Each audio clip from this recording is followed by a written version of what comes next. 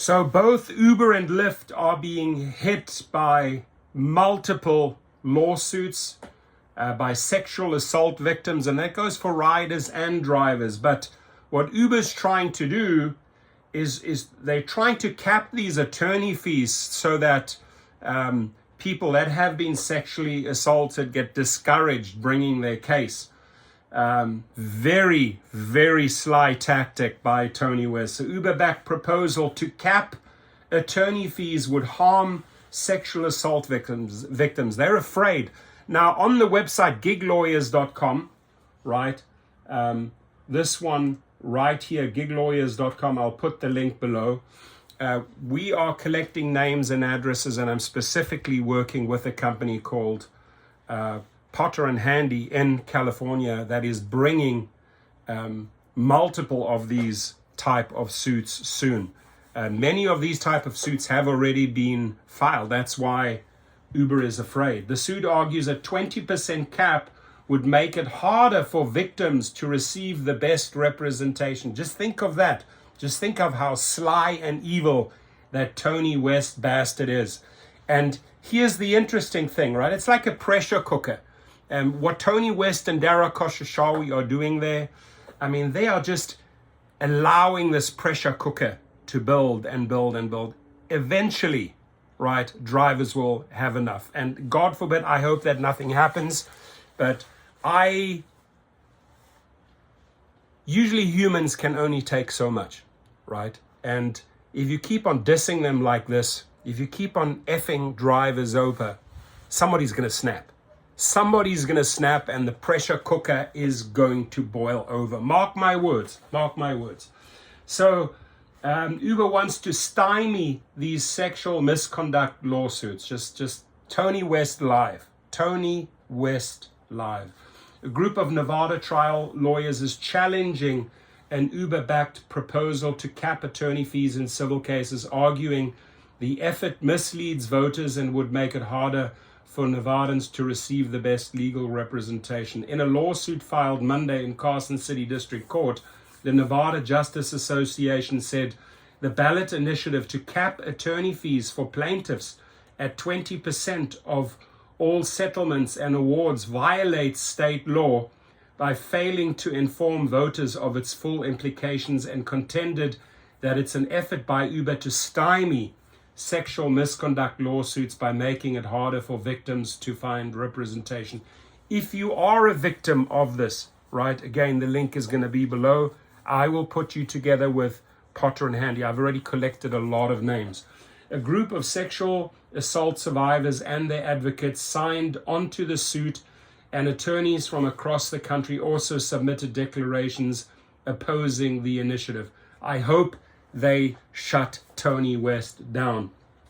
Uber's ballot initiative would allow Uber to hire the best and most expensive attorneys with no limits on its lawyers' fees, while imposing unprecedented limits on ordinary Nevadans' ability to obtain legal representation.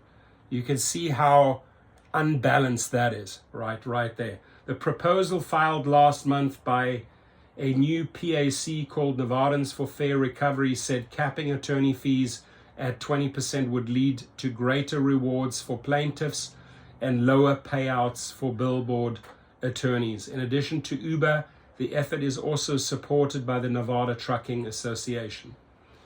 The lawsuit argues that the fee cap would make it harder for victims to find lawyers to take on their case, which is not included in the proposal's description of effect, a 200-word explanation of the initiative's implications, including on signature gathering forms, and that many people are unable to afford attorneys who are paid by the hour. Lawyers in these cases typically charge a fee of 33% to 40% of all rewards to break even, one lawyer said in a declaration. Cases of this kind are not easy to litigate. Read a declaration from Jacob Leavitt, a Las Vegas personal injury attorney. They entail risk, time, and cost. If lawyers cannot break even on these cases, it is much less likely that survivors will be able to find competent counsel. Lawyers opposing the proposal, who include the husband of Senate Majority Leader Nicole Canizaro, and Alex Valto, a Democratic candidate for Assembly, also said the proposal hid its true intentions, which they said are to limit representation options for those suing Uber for sexual assault.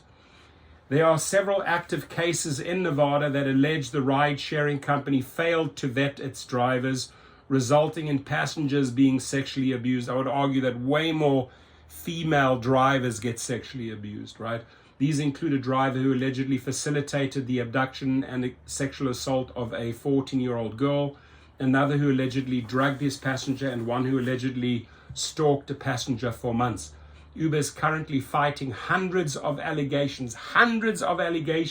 We're going to bring thousands more. That it failed to protect passengers from sexual abuse. And by the way, not only just Uber, right? Go to the link below. If you have been sexually assaulted or harassed by Uber or Lyft drivers, or if you are a passenger, fill it out. We'll get you good attorneys. Around 250 cases involve in a multi-district litigation effort in California. Uber's newfound concern for survivors is, in fact, a transparent ploy to prevent people like our clients from finding zealous representation to vindicate their legal rights and hold this multi-billion-dollar corporation accountable. Read a declaration from 3 attorneys in the California case. In a statement after the lawsuit was filed, a spokesman for Nevadans for Fair Recovery said that lawyers have enjoyed a financial windfall under the current system. It is in their financial interest to prevent this measure from going to the voters. The statement read, but we are committed to qualifying and passing this measure and will vigorously defend this measure in court so that victims get a fair and just recovery for their injuries. Uber did not immediately respond to a request for comment, obviously not. In the 2022 election cycle, Citizens for Justice, the political arm of the Nevada Justice Association, was responsible for around a third of the more than $850,000 that the legal community made in campaign contributions to state lawmakers, which mostly went to Democratic legislators. The proposal is a statutory initiative, so supporters must gather at least 102,362 valid signatures by November the 20th, with at least 25,591 signatures coming from each of the state's 4 congressional districts. If it becomes law, Nevada would have the strictest attorney fee caps in the country. 2 states have blanket caps on attorney fees in civil cases: Oklahoma, whose limit is 50% of all rewards, and Michigan, which has imposed a 33% cap. In 2021, a 20% cap on attorney fees was proposed in California, but it failed to get enough support. The Nevada Justice Association also commissioned a polling firm to survey Nevadans on the proposal. A poll of 501 Nevadans found that around 62% said the description of effect had given them enough information, and 46% did not understand that the fee cap would also apply to sexual assault lawsuits. You can see example of a case there. I'll leave it below. But another typical evil move by Dara Khosrowshahi and Tony West to hurt sexual assault victims. Your comments, please.